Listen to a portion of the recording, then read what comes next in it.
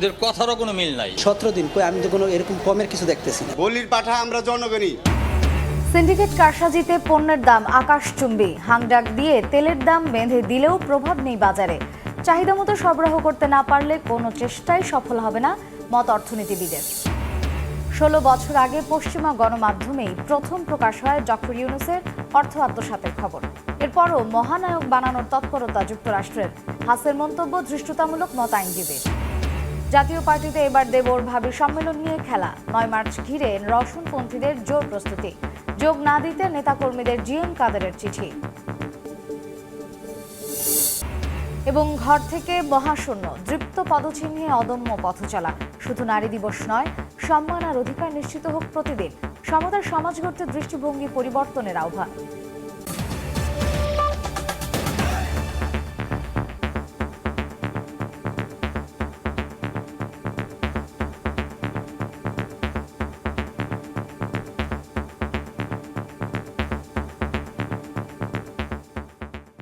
সকালের সময় সঙ্গে আছি আমি মার্জিয়া শ্রেয়া।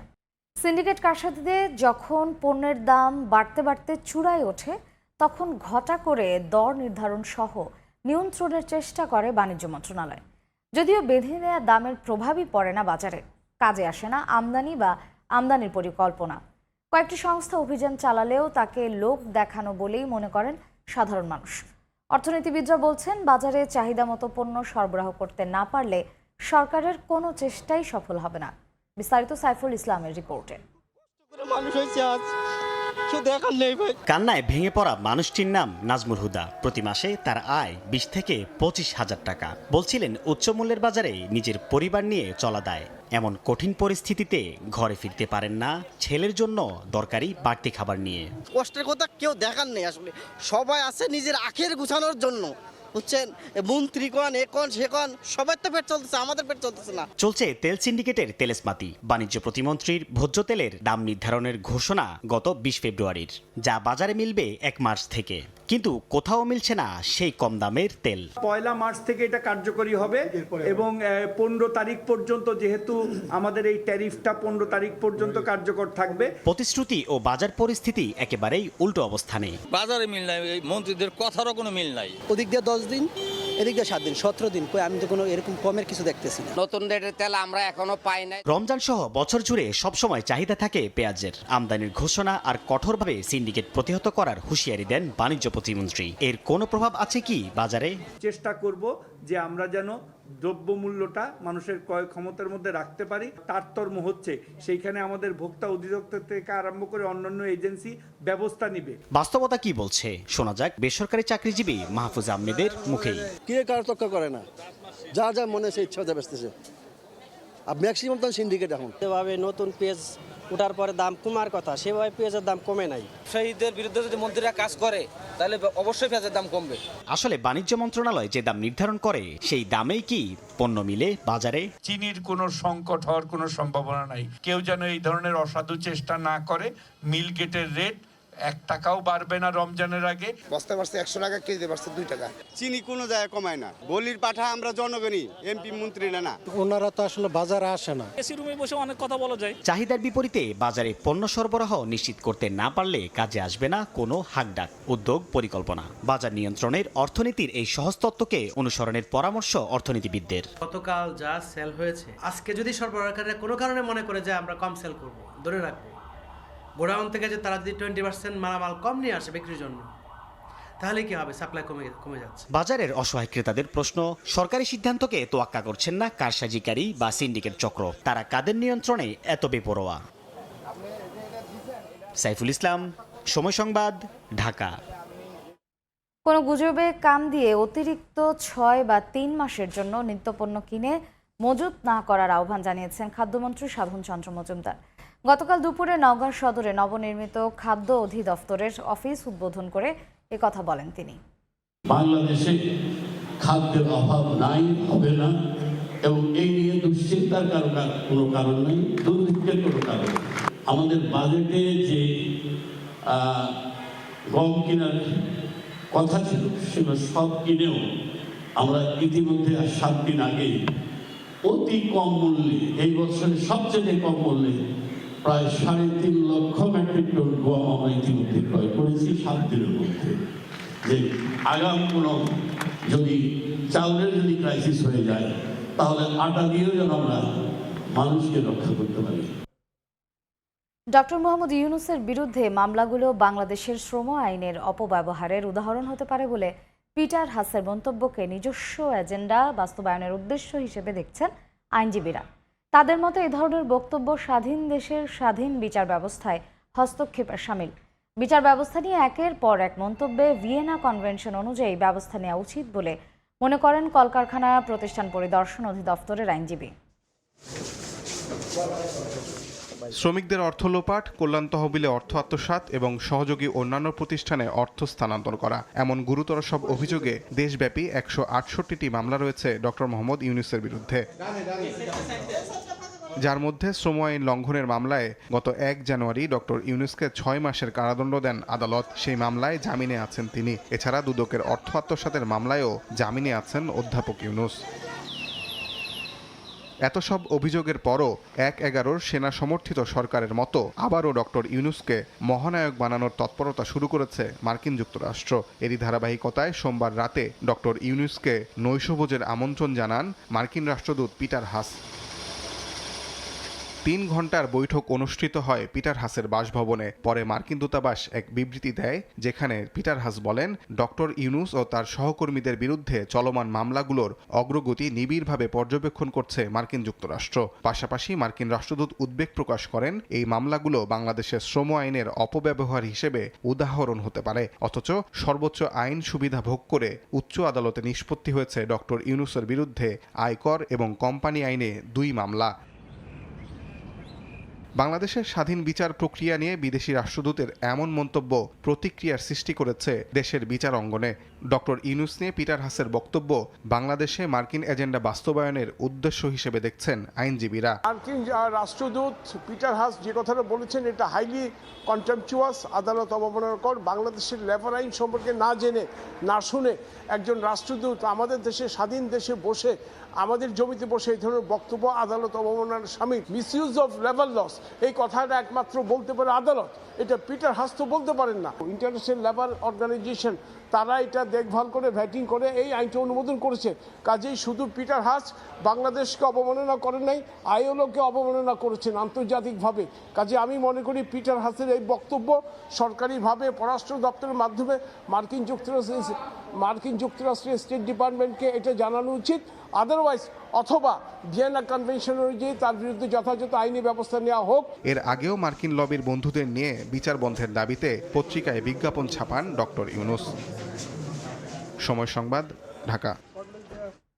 দেশের প্রচলিত আইনে আত্মপক্ষ সমর্থনের সব সুযোগ দিয়ে বিচার চলছে ডক্টর মোহাম্মদ ইউনূসের। তবুও এ নিয়ে ডক্টর ইউনূসের দেশি বিদেশি বন্ধুরা প্রশ্ন তোলার চেষ্টা করছেন। কেউ কেউ বিচার ব্যবস্থায় হস্তক্ষেপমূলক মন্তব্যও করছেন। তবে ইউনূসের অর্থ আত্মসাৎ নিয়ে প্রথম সংবাদ প্রকাশ করেছিল পশ্চিমা গণমাধ্যম 16 বছর আগে। ইউনূসের বন্ধুরা জেনেও না জানার ভান করছেন সেসব বিষয়। Evident from a variety of documents we managed to obtain.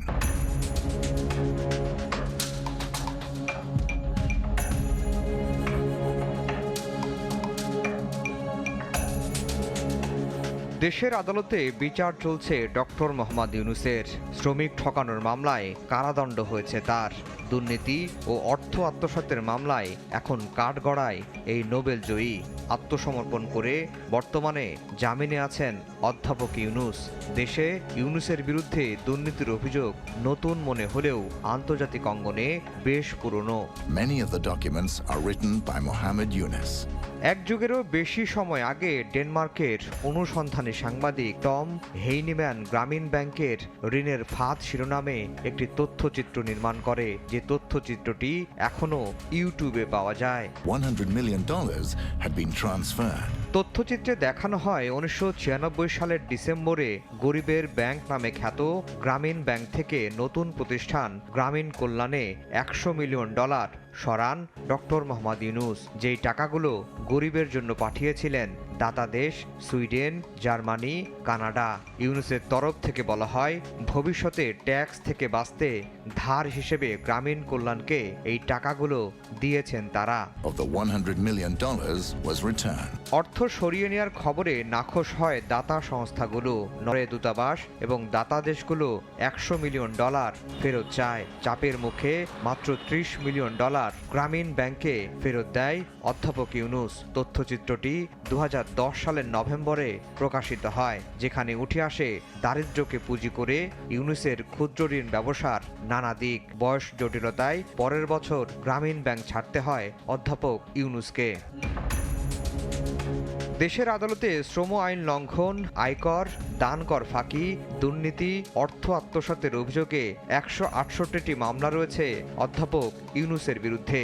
এসব মামলা মোকাবেলায় আইনি সব সুবিধা নিয়েছেন তিনি।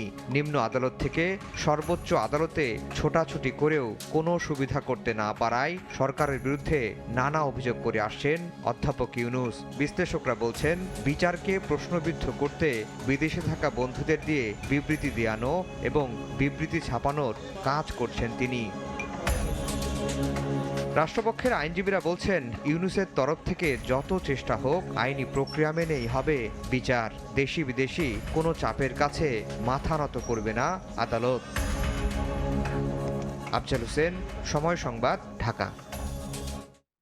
অন্য প্রসঙ্গ, ৭ই মার্চের ভাষণ ও জয় বাংলা স্লোগানে যারা বিশ্বাস করে না তারা স্বাধীনতাই চায়নি উল্লেখ করে প্রধানমন্ত্রী শেখ হাসিনা বলেছেন, দেশবাসীর ভাগ্য নিয়ে আর কাউকে ছিনিমিনি খেলতে দেওয়া হবে না। বৃহস্পতিবার বিকেলে রাজধানীর তেজগাঁওয়ে ঐতিহাসিক ৭ই মার্চ উপলক্ষে আওয়ামী লীগ আয়োজিত আলোচনা সভায় তিনি বলেন, জঙ্গিবাদ, সন্ত্রাসবাদে দেশটাকে শেষ করে দিতে চায় একটি গোষ্ঠী। যারা ইতিহাস মুছতে চেয়েছিল তারা ব্যর্থ হয়েছে জানিয়ে সরকার প্রধান বলেন, একমাত্র আওয়ামী লীগই দেশের উন্নয়ন নিশ্চিত করেছে। ৫৩ বছর আগে জাতির পিতার বজ্রকণ্ঠে যে ভাষণ ধ্বনিত হয়েছিল, অগ্নিঝরা সেই ভাষণের এক একটি বাক্য, শব্দ এখনো প্রাসঙ্গিক জাতীয় জীবনে। ভাষণের দিনটিকে বিশেষভাবে স্মরণ করে দলীয় কর্মসূচি পালন করে ক্ষমতাসীন আওয়ামী লীগ। এরই অংশ হিসেবে বৃহস্পতিবার বিকেলে দলের তেজগাঁও কার্যালয়ে এই আলোচনা সভা, যেখানে সভাপতিত্ব করেন আওয়ামী লীগ প্রধান শেখ হাসিনা। কেন্দ্রীয় নেতাদের আলোচনার পর বক্তব্য দেন দলীয় প্রধান শেখ হাসিনা। স্মৃতিচারণে আসে 5 দশক আগের সেই সময়। সরকার প্রধানের আক্ষেপ, যারা এই ভাষণ ও জয় বাংলার অস্তিত্ব অস্বীকার করে তারাই স্বাধীনতা বিরোধী। এই দেশের মানুষের ভাগ্য নিয়ে আর কেউ যেন ছিনিমিনি খেলতে না পারে। যারা জয় বাংলা স্লোগানে বিশ্বাস করে না, ৭ই মার্চের ভাষণকে তারা প্রেরণা বলে মনে করে না, যা তার অর্থ তারা স্বাধীন বাংলাদেশই চায় না, বাংলাদেশের উন্নয়ন চায় না, বাংলাদেশের মানুষের আর্থসামাজিক উন্নতি চায় না। তো তাদেরকে কেন মানুষ ভোট দেবে? অগ্নিসন্ত্রাস, জঙ্গিবাদ এইসব সৃষ্টি করে দেশটাকে ধ্বংস করতে চায়। স্বাধীনতার গৌরবময় ইতিহাস সবাইকে চর্চা করার তাগিদ দেন বঙ্গবন্ধু কন্যা। আমি জানি না কেউ হিসাব করতে পারবে কিনা যে কত দিন, কত ঘন্টা এই ভাষণ বাজানো হয়েছে আর কত মানুষ শুনেছে। এটা পৃথিবীতে একটা দৃষ্টান্ত। নিজের ছেলে মেয়ে নাতিপুতি আমরাও এটা মনে করি, সকলকে এটা শিক্ষা দেওয়া উচিত। ইতিহাস থেকে শিক্ষা নিতে হয়, ওই শিক্ষা না নিলে সামনের দিকে এগিয়ে যাওয়া যায় না। এর আগে আলোচনা সভার শুরুতেই আওয়ামী লীগের দপ্তর সম্পাদক ব্যারিস্টার বিপ্লব বড়ুয়ার লেখা বঙ্গবন্ধু থেকে দেশরত্ন অনুপ্রেরণার মহাকাব্য বইয়ের মোড়ক উন্মোচন করেন প্রধানমন্ত্রী শেখ হাসিনা সহ উপস্থিত কেন্দ্রীয় নেতারা। এতে বঙ্গবন্ধুর সংগ্রাম থেকে শুরু করে দেশ গঠনে প্রধানমন্ত্রী শেখ হাসিনার নানামুখী চ্যালেঞ্জ উঠে এসেছে। বইটির মুখবন্ধ লিখেছেন আওয়ামী লীগ সভাপতি শেখ হাসিনা। দেবাশিস রায়, সময় সংবাদ, ঢাকা। আবারও জাতীয় পার্টিতে নাটকীয়তা। একদিকে 9 মার্চের সম্মেলনকে কেন্দ্র করে রসুনপন্থীদের চলছে জোর প্রস্তুতি, দেয়ালে দেয়ালে লাগানো হয়েছে পোস্টার, করা হচ্ছে মাইকিংও। অন্যদিকে সম্মেলনে যোগ না দিতে নেতাকর্মীদের চিঠি দিয়েছেন চেয়ারম্যান GM কাদের। এর মধ্যেই শোনা যাচ্ছে সম্মেলন থেকে আসতে পারে নতুন নেতৃত্বের ঘোষণা। আশরাফি দিবার রিপোর্ট। সম্মেলনে হবে একটি ঐতিহাসিক সম্মেলন। আবারও নতুন নাটকীয়তা জাতীয় পার্টিতে। ৯ মার্চে ডাকা রওশনের সাথে সম্মেলন নিয়ে শুরু হয়েছে নতুন উত্তেজনা, পাল্টাপাল্টি অভিযোগ আর বহিষ্কারের পর এবার দেবর ভাবির সম্মেলন খেলা। স্বঘোষিত চেয়ারম্যান রওশন এরশাদের সম্মেলন নিয়ে চলছে জোর প্রস্তুতি। মাইকিং করে দেয়ালে দেয়ালে পোস্টার লাগিয়ে চালানো হচ্ছে প্রচারণা। দফায় দফায় চলছে নেতাকর্মীদের বৈঠকও। বাইরে যদি কেউ মহাসম্মেলন করে, মহা ঐতিহাসিক কর্মকাণ্ড করে, আমার তো সেখানে বলার কোনো অধিকার নাই। এদিকে দলের বাইরে কারোর সম্মেলনকে গুরুত্ব দিচ্ছেন না মন্তব্য করলেও নেতাকর্মীদের না আসার আহ্বান জানিয়েছেন চেয়ারম্যান জিএম কাদের। দেয়া হয়েছে চিঠিও, তবে সেসব আমলে নিচ্ছেন না রওশনপন্থীরা। সম্মেলনকে কেন্দ্র করে গঠন করা হয়েছে নির্বাচন কমিশনও। রওশন এরশাদের মুখপাত্রের দাবি, দলকে নতুনভাবে সাজাতে সম্মেলনে আসতে পারে নতুন ঘোষণা। ওরা কি বললো না, ওরা না কারা, আমরা এটাদের মানে কোনো কিছুতেই কোনো আমলে নিচ্ছি না। নতুন করে কমিটি গঠিত হবে, নতুন নেতৃত্ব চলে আসবে, তারা দল পরিচালনা করবে, এটাই তো অনেক বড় পাওয়া।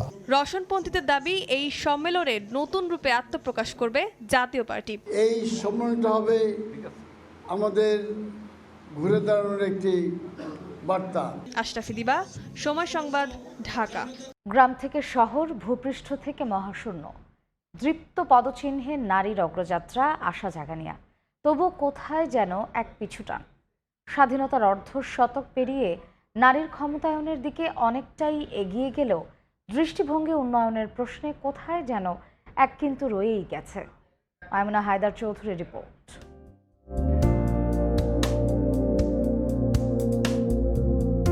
মহাকাশ থেকে ভূপৃষ্ঠ, সর্বত্র সাফল্যের স্বাক্ষর রেখে চলা নারীকে নিশ্চিত নিরাপত্তা আর সম্মান কি আজও দিতে পেরেছে সমাজ? দেশের সর্বোচ্চ বিদ্যাপীঠ থেকে উচ্চতর ডিগ্রি গ্রহণ শেষে দেশের বাইরে পাড়ি জমানোর স্বপ্ন থাকলেও সেটি অধরায় থেকে যায় বেসরকারি বিশ্ববিদ্যালয়ের শিক্ষিকা ফাহমিদা খানমের, যিনি মনে করেন নিজেদের যোগ্যতায় সমাজের উন্নয়নের এক অবিচ্ছেদ্য অংশ হয়ে উঠলেও কোথাও যেন রয়েই গেছে বন্ধুর প্রতিকূলতা। বাহিরে পড়তে যাওয়ার ইচ্ছে ছিল, নিজেরও কিন্তু একটা বাধা কাজ করে যে না, আমি কি ওখানে গিয়ে একা একা করতে পারবো। আমার ফ্যামিলির মনেও কিন্তু সেটা একটা কনফিউশন থেকে যায় যে না, ও কি একা একা সার্ভাইভ করতে পারবে। আমাকে বেছে নিতে হয়, আমি আমার ফ্যামিলিকে প্রায়োরিটাইজ করব নাকি আমি আমার কাজটাকে প্রায়োরিটাইজ করব। সাকিন শোভা নিজেকে যোগ্য প্রমাণের দৌড়ে এগিয়ে রাখতে বিশ্ববিদ্যালয়ের গণ্ডি না পেরোতেই কাজ করছেন ডিজিটাল মার্কেটিং সেক্টরে। এ নারী চান নারী হিসেবে নয়, তার মূল্যায়ন হোক মানুষ রূপে। যখন কল রিসিভ করি, আমার ভয়েস শুনে বলে আপনি কি কাজটা করতে পারবেন। কিছু কিছু ক্লায়েন্ট আছে যাদের মাথায় গেঁথেই থাকে যে আসলে আমি কাজটা করতে পারবো না। তো ওই ক্ষেত্রে আমাকে পুরুষ সহকর্মীদের থেকে বেশি এফোর্ট দিয়ে কাজটা করতে হয়। ওদেরকে বোঝানো একটু কষ্টকর হয়ে যায় যে না, আমিও পারি। ক্যারিয়ারের শুরুতে চারপাশের শত শত কৌতূহলে চোখে আস্থার দৃষ্টিতে পরিণত করেছেন গণমানুষের চিকিৎসায় নিয়োজিত এ চিকিৎসক। নারীর অধিকার তার নিজেকেই বুঝে নিতে হবে, এমনটি মনে করেন তিনি। গ্রাম অঞ্চলে দেখা যাচ্ছে যে নারীদের খুব একটা সম্মান করা হতো না, যে নারী চিকিৎসক আসছে, হ্যাঁ তার কাছে যাব। তো যখন দেখছে যে না, এই নারী খুব ভালো চিকিৎসা দিচ্ছে বা তার যে ব্যক্তিত্ব সেটাকে ফুটিয়ে তুলছে, তখন কিন্তু এমনি তখন কিন্তু অটোমেটিক মানুষ চলে আসে যে না, সেবা নিতে যাব। নারী পুরুষের সমতায় দক্ষিণ এশিয়ায় শীর্ষে থাকা এদেশের নারীরা স্বপ্ন দেখে কর্মক্ষেত্রে শতভাগ সমতার, স্বপ্ন দেখে এমন এক রাষ্ট্রের যেখানে নারী হিসেবে নয়, তার পরিচয় হবে মানুষ হিসেবে। যোগ্যতা, দক্ষতা, সক্ষমতা কোনো দিকেই আজ আর পিছিয়ে নেই নারী। তবু পুরুষতান্ত্রিক সমাজের মস্তিষ্কে গেঁথে থাকা অচলায়তন ভাঙতে প্রতিনিয়তই চ্যালেঞ্জের মুখোমুখি হতে হয় তাকে। তবে সকল বাধা পেরিয়ে একদিন সমতাভিত্তিক সমাজ গড়ে উঠবে, এমনটাই প্রত্যাশা আজকের নারীদের। মাইমুনা হায়দার চৌধুরী, সময় সংবাদ, ঢাকা। চা শিল্পের উৎপাদনের মূল কারিগর নারী শ্রমিক। জীবন মান উন্নয়ন এবং অধিকার রক্ষায় দাবি জানিয়েও বঞ্চিত তারা। যাদের নুন আনতে পান্তা ফুরোয়, তাদের কাছে নারী দিবস বা যে কোনো উৎসবই ফিকে। প্রধানমন্ত্রীর কাছে মাতৃত্বকালীন ছুটি 6 মাস করা সহ তাদের দাবির বাস্তবায়ন চান শ্রমিক নেতারা। ইকরামুল কবিরের রিপোর্ট, ছবি তুলেছেন নৌশাদ আহমদ চৌধুরী। ব্রিটিশের নিষ্পেষণ নিয়ম কানুনে গড়া দেশের 170 বছরের পুরানো চা শিল্পে বাগানের শ্রমিকেরা বংশ পরম্পরায় বঞ্চিত থেকে যাচ্ছেন। ভূমির অধিকার সহ ন্যায্য হিস্যায় যুগের পর যুগ অবহেলিত নারী শ্রমিকেরা। এমন পরিস্থিতিতে বিশ্ব নারী দিবস তাদের কাছে অজানা কয়েকটি শব্দই। নারী দিবস কি হয় না না হয় আমরা তো জানি না। 50 বছর হবে শ্বশুরিরা আছে, কিন্তু এখনো এই বাগানে আমাদের ঘরের অধিকার হয়নি। দৈনিক মজুরি বৃদ্ধি সহ বিভিন্ন দাবিতে 2022 সালে প্রায় 1 মাস কাজ বন্ধ রেখে আন্দোলন করেন সারা দেশের চা বাগানের শ্রমিকেরা। প্রধানমন্ত্রী শেখ হাসিনা তাদের মজুরি 50 টাকা বৃদ্ধি করে 170 টাকায় উন্নীত করেন। ছেলে মেয়েদের লেখাপড়া, বিদ্যুৎ বিল সহ নানা খরচ মিটিয়ে বর্তমান সময়ে এই টাকায় সংসার চলে না তাদের। যারা নেতাকে তেহরার গুলাই বড় হইব, এই যে আমরা ভালো মন্দ খাওয়াইতে পারি না, কই আমাদের বাচ্চা কাচ্চার মেধাও কম। লাক্কাতুরা চা বাগানের নারী শ্রমিকদের অভিযোগ, সব রোগে প্যারাসিটামল দেয় স্বাস্থ্য কেন্দ্র, তারপরও বন্ধ থাকে প্রায় সময় স্বাস্থ্য কেন্দ্রগুলো। শ্রমিকদের আন্দোলনের পর 2022 সালের 3 সেপ্টেম্বর প্রধানমন্ত্রীর সঙ্গে ভিডিও কনফারেন্সে চা শ্রমিকেরা গর্ভকালীন ছুটি বৃদ্ধি সহ নানা দাবি করেছিলেন। সর্দি হলো প্যারাসিটামল, দাস্ত হইলো প্যারাসিটামল, জ্বর হইলো প্যারাসিটামল। 4-5টা চা বাগানের অভ্যন্তরীণ যাতে স্বাস্থ্যসেবা বা কমিউনিটি ক্লিনিক স্থাপন করা হয়, সেই দাবিটা আমি আবারও তুলছি। বাংলাদেশ চা বোর্ডের প্রতিনিধি বলছেন, দেশে চা বাগান এলাকায় প্রথম মাধ্যমিক স্কুল স্থাপন করেছে সরকার। শ্রমিকদের গর্ভকালীন ছুটি সহ তাদের সুযোগ সুবিধা বৃদ্ধিতে সরকার কাজ করছে। তবে চা বাগানের স্বাস্থ্য কেন্দ্রগুলোর সেবা বাড়ানোর প্রতি তাগিদ দেন তিনি। প্রতিটি বাগানের যে কোম্পানি রয়েছে সেই কোম্পানি সাহেবরা স্বাস্থ্য সেবাটা সুনিশ্চিত করার জন্য ওষুধপত্র যেন তারা আরো সরবরাহ করে থাকে। দেশের 168টি চা বাগানে লক্ষাধিক নারী শ্রমিক কাজ করেন। চা শিল্পকে 170 বছর ধরে টিকিয়ে রেখেছেন এই নারী শ্রমিকেরা, অথচ তাদের অধিকার রক্ষায় এখন পর্যন্ত অনেকটাই পিছিয়ে রয়েছে চা বাগানগুলো। এই অবস্থা থেকে উন্নতি চাচ্ছেন তারা। সিলেটের লাক্কাতুরা চা বাগান থেকে ইকরামুল কবির, সময় সংবাদ। এখনও নানা উপধরন নিয়ে সামনে আসছে কোভিড-19। আইইডিসিআর বলছে, করোনাকে একবারে বাদ দেয়া অসম্ভব, তবে তা মারাত্মক হবার সক্ষমতাও নেই। যদিও বিশেষজ্ঞরা বলছেন, গবেষণা প্রতিষ্ঠানগুলোর সক্ষমতা বাড়িয়ে বছর জুড়েই চালাতে হবে সমীক্ষা, অবস্থা বুঝে নিতে হবে ব্যবস্থা। ওমর ফারুকের ক্যামেরায় রাশেদ লিমনের রিপোর্ট। শনাক্ত করেছি, তার মধ্যে আমি বেসিক তথ্য আপনাদের দিয়ে দিচ্ছি। একজন মহিলা, 2 জন পুরুষ। 8 মার্চ 2020 সব শঙ্কাকে সত্যি করে ঘোষণা আসে বাংলাদেশে শনাক্ত কোভিড-19।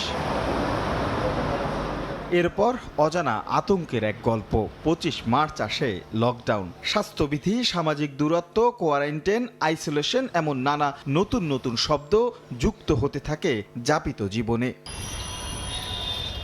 দিশেহারা চারিদিক, হাহাকার সবখানে। এমনই সময়ে সামনে আসে দেশের স্বাস্থ্য খাতে লুকিয়ে থাকা এক কঠিন বাস্তবতা। তবু দিনে দিনে ঘুরে দাঁড়ায় বাংলাদেশ। তবে করোনা কি পিছু ছেড়েছে? করোনাকালে রাতারাতি হাসপাতাল বনে যাওয়া ডিএনসিসি ডেডিকেটেড কোভিড হাসপাতাল এখন প্রায় রোগী শূন্য। তবুও মাঝে মধ্যে ওমিক্রন, ডেল্টা কিংবা জেন-1-এর ঢেউ এসে লাগে এই প্রান্তে। অ্যাভারেজ কোভিড রোগী 5 থেকে 7 জন থাকে, খুব একটা বেশি রোগী এখন নেই। ফেব্রুয়ারি মাসের শুরুর দিকে একটু ওয়েবটা একটু দেখা গিয়েছিল, কিন্তু পরবর্তীতে এই মুহূর্তে আবার একটু কমে গেছে। আইডিসিআর বলছে, একেবারে কখনোই নির্মূল হবে না এই ভাইরাস। টিকা আর আক্রান্তের শরীরে তৈরি অ্যান্টিবডির কারণে নতুন ধরন খুব একটা দাপিয়ে বেড়াতে পারবে না ঠিকই, তবে অন্য সাধারণ ইনফ্লুয়েঞ্জার মতো ক্ষণে ক্ষণে দেখা দিবে। এরকমই আপস অ্যান্ড ডাউন হবে এবং এটার সাথেই বসবাস করতে হবে। আমরা ভ্যাকসিনও নিয়েছি, ন্যাচারাল ইনফেকশনের মাধ্যমে ইমিউনিটি হয়ে গেছে। যে সিভিয়ারিটি হওয়ার চান্স কম যদি সেই মানুষটার মধ্যে অন্য কোনো অসুখ না থাকে। বিশেষজ্ঞরা বলছেন, দরকার আইডিসিআর এর মতো প্রতিষ্ঠানগুলোকে আরও স্বাবলম্বী করা, দক্ষ জনবল তৈরি করে লেগে থাকতে হবে এই ভাইরাসের পেছনে, যেন আবারও মহামারীর মতো শব্দগুলো ঢুকে না যায় স্বাস্থ্য খাতের অভিধানে। আমাদের সার্ভিলেন্সটা জোরদার করা দরকার। অর্থাৎ সেই সার্ভিলেন্সের মাধ্যমে আমরা এই রোগটার কোন ধরনের ভাইরাস দ্বারা হচ্ছে এবং এর মারাত্মক কতটুকু, এই বিষয়গুলো জানা থাকলে আমরা তাহলে অ্যাকর্ডিংলি একটা কন্টিনজেন্সি প্ল্যান করব। হাসপাতালগুলোতে অক্সিজেনের প্রাপ্যতা কীরকম, আইসিইউ ফ্যাসিলিটিস, আইডিসিআর এর যে ফ্যাসিলিটিসটুকু আছে এটাতে যথেষ্ট নয়। 4 বছর বাদে এসেও 7 মার্চ 2024-এ সবশেষ 24 ঘন্টায় দেশে করোনা শনাক্ত হয়েছে 45 জনের। করোনার ভয়াবহতা থেকে নিউ নর্মাল, তারপরে নর্মাল হয়েছে সাধারণের জীবন। যদিও মাঝে মাঝে হাসপাতালের এই বেডগুলো মনে করিয়ে দেয় সেই ভয়াবহতার চিত্র। তবে প্রশ্ন হলো, করোনাকালীন সময়ে দেশের স্বাস্থ্য খাতের যে ক্ষত চিহ্নগুলো বেরিয়ে এসেছে সেগুলো কতটুকু ঘোচাতে পেরেছেন সংশ্লিষ্টরা? রাশেদ লিমন, সময় সংবাদ, ঢাকা। বেইলি রোড ট্র্যাজেডির পর রাজুক সিটি কর্পোরেশন সহ বিভিন্ন সংস্থার অভিযানে ভয়াবহ সংকটে দিন পার করছেন সম্ভাবনাময় খাত রেস্টুরেন্ট শিল্পের সঙ্গে জড়িতরা। অভিযোগ উঠেছে, অনেক অভিযানে যাচাই বাছাই ছাড়াই শুধুমাত্র নিজেদের গা বাঁচাতে একের পর এক বন্ধ হচ্ছে রেস্টুরেন্ট। অনেক রেস্টুরেন্ট মালিক জানেনই না নিজের ত্রুটি, আবার বন্ধের পর দাঁড়ে দাঁড়ে ঘুরেও পাচ্ছেন না সমাধান। সব মিলিয়ে রেস্টুরেন্ট মালিক ও কর্মীরা যেমন বিপদে পড়েছেন, তেমনি মহা সংকটে পড়েছেন ফুড ডেলিভারির সঙ্গে জড়িতরাও। রাশিদ বাপ্পির রিপোর্ট। মানুষ ভুল থেকে শিক্ষা নেয়, নিজের সংকট সমাধানে কাজ করে। এই মুহূর্তে যার উৎকৃষ্ট উদাহরণ বেইলি রোড ট্র্যাজেডি এবং ট্র্যাজেডি পরবর্তী RAJUK city corporation, fire service সহ বিভিন্ন সংস্থার শুদ্ধি অভিযান। যদি অতীত অভিজ্ঞতা বলছে, এমন অভিযানের আয়ুষ্কাল কচু পাতার পানি সম। বিভিন্ন সংস্থার চলমান অভিযানের একজন ভুক্তভোগী আব্দুল্লাহ তারেক দুর্ঘটনা পরবর্তী গত 4 মার্চ বেইলি রোডে অবস্থিত তার রোস্টার ক্যাফে নামক ফাস্টফুডের দোকানটি সিলগালা করে রাজুকের ভ্রাম্যমাণ আদালত। তারেকের দাবি, অভিযানের সময় কোনো প্রকার যাচাই বাছাই করা হয়নি তার প্রতিষ্ঠানটিতে। আমার সরকার বলছে উদ্যোক্তা হওয়ার জন্য, আমি চাকরি ছাড়ে দিয়ে আমি উদ্যোক্তা হয়েছি। বেকার শ্রমিক আমার মাথার উপর উঠে দিচ্ছে এখন উদ্যোক্তা হয়ে। আমার তো এত পেশা ছিল না, আমাকে সবাই বলতেছে উদ্যোক্তা উদ্যোক্তা হোক। জীবন জীবিকার একমাত্র অবলম্বন দোকানটি বন্ধের পর বিভিন্ন সংস্থার দ্বারে দ্বারে ঘুরছেন তারেক। কেউ দিচ্ছেন না কোনো সদুত্তর, যেন কারণেই কোনো দায় কিংবা দায়িত্ব। আমি রাজুকে গেলাম, কালকে সারাদিন ওখানে আসছিলাম।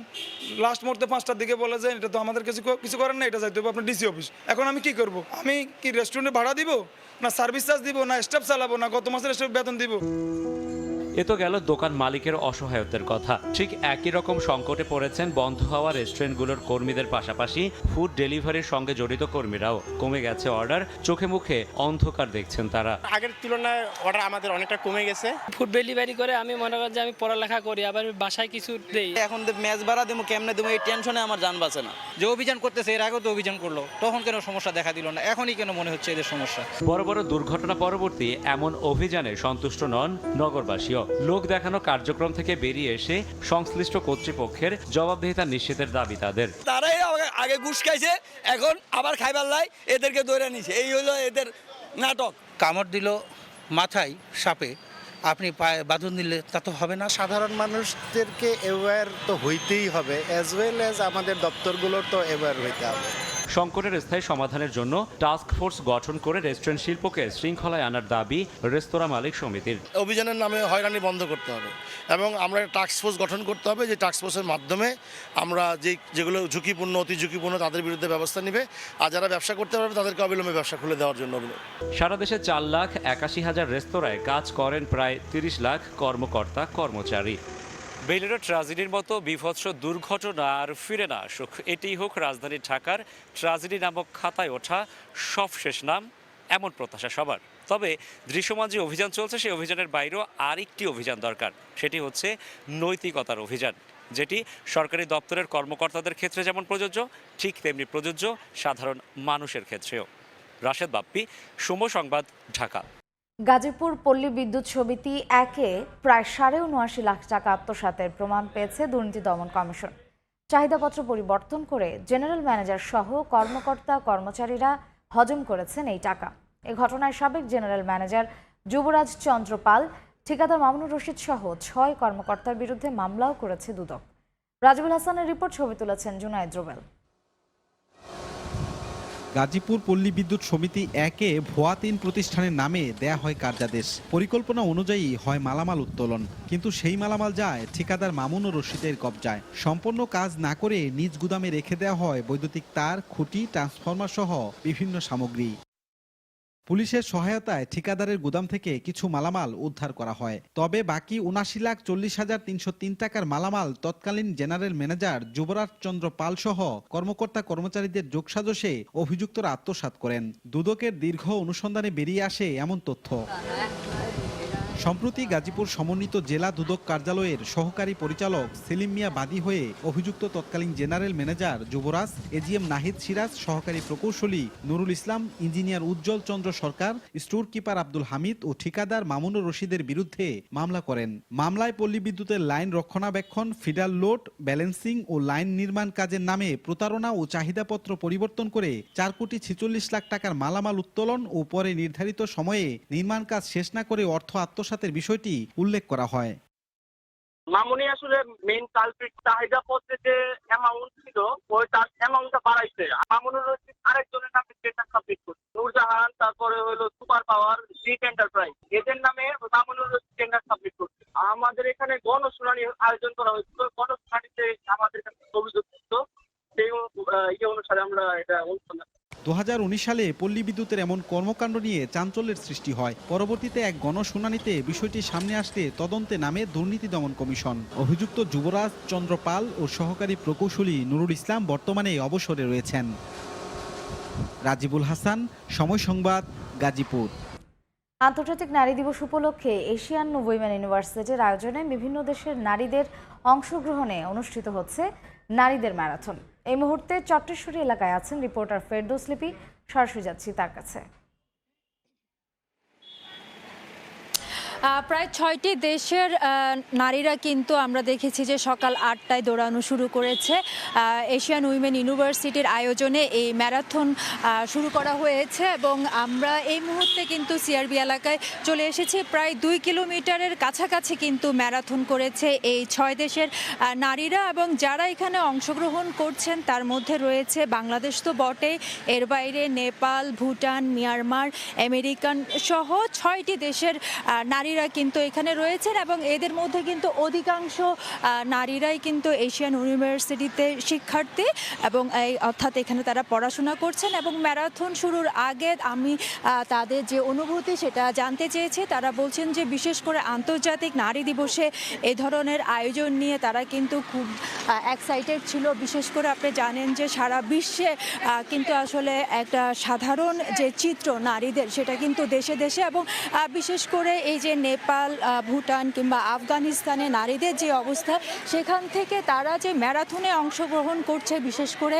নারীদের যে স্বপ্ন, নারীদের যে শিক্ষা এবং নারীদের যে শক্তি, সেই ম্যারাথনের মধ্য দিয়ে কিন্তু তারা সেটা জানান দিতে যাচ্ছেন এবং তার চিত্রই কিন্তু আমি এখানে যে আয়োজন সেটাতে দেখতে পেয়েছি। এবং এই যে আয়োজনের জন্য কিন্তু আগে থেকে অনলাইনে রেজিস্ট্রেশনের আয়োজন করা হয়েছিল, সেই রেজিস্ট্রেশনের মধ্য দিয়ে কিন্তু তারা আজকে এই ম্যারাথন অংশগ্রহণ করেছে এবং মেয়েদের এমন আগ্রহ, আসলে এই রেজিস্ট্রেশন কিন্তু কিছুদিন পরই বন্ধ করে দিতে আয়োজকরা বাধ্য হয়েছে। অর্থাৎ আমরা বলতে পারি যে আন্তর্জাতিক নারী দিবস উপলক্ষে কিন্তু যে ম্যারাথনের আয়োজন আজকে করা হয়েছে সেটা কিন্তু আসলে খুব স্বতঃস্ফূর্তভাবে কিন্তু বিভিন্ন দেশের নারীরা অংশগ্রহণ করেছে।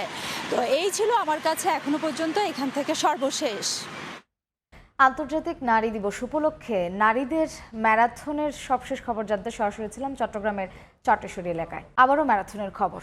ঢাকার ঐতিহাসিক স্থাপনা সংরক্ষণে সচেতনতা বাড়াতে রাজধানীর হাতিরঝিলে আয়োজন করা হয়েছে ম্যারাথন প্রতিযোগিতা। এই মুহূর্তে সেখানে আছেন রিপোর্টার তারেক হাসান শিমুল, যুক্ত হচ্ছি তার সঙ্গে। ব্যস্ত রাজধানী ঢাকায় এমন চিত্র খুব একটা দেখা যায় না। রাজধানীর হাতিরঝিলে প্রায় 2000 দৌড়বিদের অংশগ্রহণে কিন্তু আয়োজন করা হয়েছে ম্যারাথন প্রতিযোগিতা, যার মূল প্রতিপাদ্য হচ্ছে ঢাকার যেই ঐতিহ্য রয়েছে, বিভিন্ন ঐতিহাসিক স্থাপনা রয়েছে, সেই স্থাপনাগুলোর যে নষ্ট হয়ে যাচ্ছে তার সচেতনতা সংরক্ষণের জন্য বৃদ্ধি করতে এই আয়োজন মূলত রান বাংলাদেশের অংশগ্রহণে এই আয়োজনটি হয়েছে। এবং কি আমরা দেখেছি সকাল 5টা থেকে মূলত শুরু হয়েছে এই রানিং, এবং কি 3টি ক্যাটাগরিতে দৌড়বিদরা অংশ নিয়েছেন, এবং কি এখনও কিন্তু অনেকেই ফিনিশিং লাইন টাচ করতে পারেননি। তারা ধীরে ধীরে আসছেন, যদিও তাদের সময় নির্ধারণ করা ছিল যে 8:30 পর্যন্ত। তবে যারা আসলে মানে নির্ধারিত সময়ের পরে শেষ করছেন তাদের জন্য আসলে মেডেলের ব্যবস্থা রয়েছে, যেমনটা আসলে আয়োজক কমিটি জানিয়েছিলেন। যদি একটু জানিয়ে রাখি যে রান বাংলাদেশ কিন্তু বিভিন্ন সময় এই ধরনের ম্যারাথন প্রতিযোগিতার আয়োজন করে আসছে, এবং কি এবারের আয়োজনটিতে যেমনটা আসলে দেখেছি যে অংশগ্রহণ পুরুষদের পাশাপাশি নারীদের অংশগ্রহণ, বিশেষ করে আজকে বিশ্ব নারী দিবস, সেই দিবসটিকে একরকম উদযাপনই করছেন তারা। অনেকেই বলছেন যে আসলে এই শুধু রানিংয়ের মাধ্যমে শুধু সচেতনতা বৃদ্ধি নয়, পাশাপাশি কিন্তু শারীরিকভাবে সুস্থ থাকার জন্য এবং কি বিভিন্ন ধরনের রোগবালাই থেকে মানে বেঁচে থাকার জন্য এটি সবচেয়ে বেশি গুরুত্বপূর্ণ, এবং কি তারা স্বতঃস্ফূর্তভাবে অংশ নিয়েছেন। তাছাড়া আমরা দেখেছি বেশ কিছু বিদেশি অ্যাথলিটও এখানে অংশ নিয়েছেন, রাশিয়া থেকে এসেছেন, কোরিয়া থেকে এসেছেন। তাদের সাথে কথা বলছিলাম, তারা আসলে দেখতে পাচ্ছেন আমাদের সামনেই রয়েছে ফরেনার যারা আসলে এবারে এই ম্যারাথনে অংশ নিয়েছেন। তারা বলছিলেন যে বাংলাদেশের এই ম্যারাথন প্রতিযোগিতার যে অ্যাটমসফিয়ারটা, তারা আসলেই মুগ্ধ হয়েছেন এখানে রানিং করতে পেরে। পাশাপাশি বিভিন্ন দেশের অভিজ্ঞতাগুলো শেয়ার করছিলেন আমাদের সাথে। এখন কিন্তু আসলে সবশেষ যে আসলে পুরস্কার বিতরণী একটি আনুষ্ঠানিকতা, সেখানে আসলে যারা প্রথম, দ্বিতীয় এবং তৃতীয় হয়েছেন বিভিন্ন ক্যাটাগরিতে, তাদের জন্য আসলে বিভিন্ন ধরনের পুরস্কার রয়েছে। সেই পুরস্কার বিতরণগুলি আসলে কিছুক্ষণের মধ্যে বিতরণ করবে। তো আমার কাছে ম্যারাথন প্রতিযোগিতার এই ছিল সবশেষ খবর। রাজধানীর হাতিরঝিল থেকে ম্যারাথন প্রতিযোগিতার সবশেষ জানাচ্ছিলেন সহকর্মী তারেক হাসান শিমুল। দেশকে সাফল্য উপহার দিয়েও পদে পদে বৈষম্যের শিকার নারী ক্রীড়াবিদরা। আহামরি পারফরম্যান্স না থাকলেও নিয়মিত মাঠে গড়ায় পুরুষদের ঘরোয়া লীগ। সেখানে সফলতার পরও নারীদের প্রতি সুদৃষ্টি নেই ক্লাবগুলোর। ইন্ডিভিজুয়াল ডিসিপ্লিনগুলোতে ফেডারেশনের ইচ্ছের পুতুল খেলোয়াড়রা। পছন্দ না হলে মেলে না আন্তর্জাতিক ইভেন্টে অংশগ্রহণের টিকিট। আর্থিক অনটন ও নিশ্চিত ক্যারিয়ার না থাকায় অকাল অবসরে যাচ্ছেন নারীরা। সমস্যা সমাধানে ক্রীড়া মন্ত্রণালয় থেকে মাসিক ভাতাসহ চাকরির নিশ্চয়তা চান নারী ক্রীড়াবিদরা। বিস্তারিত পারভিন আখতারের প্রতিবেদনে।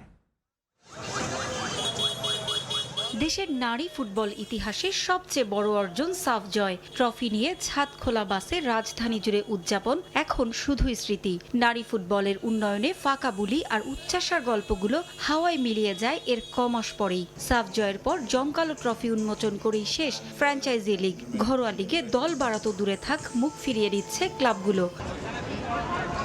পুরুষ ফুটবলারদের তুলনায় সাফল্যের খাতা সমৃদ্ধ হলেও প্রাপ্তির খাতাটা শূন্য বাংলার জয়িতাদের। হতাশায় অনেকেই মুখ ফিরিয়ে নিচ্ছেন খেলা থেকে। আক্ষেপের যে জায়গাটা, সেই জায়গাটা তো অবশ্যই আছে। দুইটা ছেলেকে যে পারিশ্রমিক দেয়, সেটা দিয়ে একটা মহিলা ফুটবল টিম পুরো আরামসে করে ফেলতে পারে। ছেলেদের কন্টিনিউয়াসলি খেলা চলতেই আছে, আপনার পায়োনিয়ার লেভেল থেকে শুরু করে। সেই জায়গাটাতে আসলে আমাদের তো কোনো খেলাই নাই। ক্রিকেট ফুটবলের তুলনায় ইন্ডিভিজুয়াল ডিসিপ্লিনগুলোর অবস্থা আরও শোচনীয়। পদে পদে বৈষম্যের শিকার। ন্যূনতম সুযোগ সুবিধার অভাবে অকাল অবসরের পথ বেছে নেন অনেকেই। ইন্টারন্যাশনাল একটা গেম আসে, মুখপাত্র চীনে আপনি একটা ফরেন প্লেয়ারকে এনে খেলাচ্ছেন, বাই বন সে হলো বাংলাদেশি, এর জন্য। কিন্তু আমি এখানে স্ট্রাগল করেছি, ও কিন্তু স্ট্রাগল করে এখানে স্পোর্টস হয় নাই। দেশি প্লেয়ারের কদরটা আমরা ফেডারেশনের জায়গা থেকে দিচ্ছি না। সমস্যার সমাধানে ক্রীড়া মন্ত্রণালয় থেকে মাসিক ভিত্তিতে ভাতার ব্যবস্থা করার অনুরোধ খেলোয়াড়দের। কোচ হিসাবে তাদেরকে নেওয়া যেতে পারে, অফিসিয়াল হিসাবে তাদেরকে নেওয়া যেতে পারে। এই সেক্টরটাকে যদি আরও একটু বাড়ানো যায়, তাদের অংশগ্রহণ যদি আরও সমৃদ্ধ করা যায়, আমার মনে হয় মেয়েরা থেকেই যাবে স্পোর্টসে। গভর্নমেন্ট থেকে যদি যারা অ্যাটলিস্ট সব ডিসিপ্লিনের ন্যাশনাল টিমের প্লেয়ার আছে, তাদেরকে যদি একটা মাসিক ভাতার ব্যবস্থা করে দেন, আমার মনে হয় যে সেটা অবশ্যই এটা প্লেয়ারদেরকে আরও উদ্বুদ্ধ করবে। প্রতিনিয়ত নানা বাধার প্রাচীর ডিঙিয়ে এগিয়ে যাচ্ছেন দেশের নারী ক্রীড়াবিদরা। রাষ্ট্রের কাছে তাদের চাওয়া পর্যাপ্ত সুযোগ সুবিধা, আর্থিক নিশ্চয়তা ও মেধার সঠিক মূল্যায়ন। ক্রীড়াবিদদের মতে এ বিষয়গুলো নিশ্চিত করা গেলে আন্তর্জাতিক মঞ্চে আরও এগিয়ে যাবে বাংলাদেশের নারী ক্রীড়াবিদরা। পারভিন আক্তার, সময় সংবাদ, ঢাকা। এ পর্যায়ে শীর্ষ সংবাদগুলো জানিয়ে দিচ্ছে আরেকবার। বাজারে মিল নাই, মন্ত্রীদের কথারও কোনো মিল নাই। 17 দিন কই, আমি তো কোনো এরকম কমের কিছু দেখতেছি না। বলির পাঠা আমরা জনগণই। সিন্ডিকেট কারসাজিতে পণ্যের দাম আকাশচুম্বী। হাঁকডাক দিয়ে তেলের দাম বেঁধে দিলেও প্রভাব নেই বাজারে। চাহিদা মতো সরবরাহ করতে না পারলে কোনো চেষ্টাই সফল হবে না, মত অর্থনীতিবিদের। 16 বছর আগে পশ্চিমা গণমাধ্যমেই প্রথম প্রকাশ হয় ডক্টর ইউনূসের অর্থ আত্মসাতের খবর। এরপরও মহানায়ক বানানোর তৎপরতা যুক্তরাষ্ট্রের। হাসার মন্তব্য দৃষ্টান্তমূলক, মত আইনজীবীর। এবং জাতীয় পার্টিতে এবার দেবর ভাবির সম্মেলন নিয়ে খেলা। 9 মার্চ ঘিরে রওশনপন্থীদের জোর প্রস্তুতি, যোগ না দিতে নেতাকর্মীদের জিএম কাদেরের চিঠি।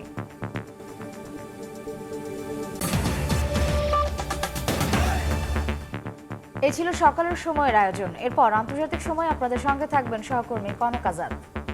ধন্যবাদ শ্রেয়া আপনাকে। আন্তর্জাতিক সময় নিয়ে ফিরছে কিছুক্ষণ পর, সঙ্গে থাকুন সময়।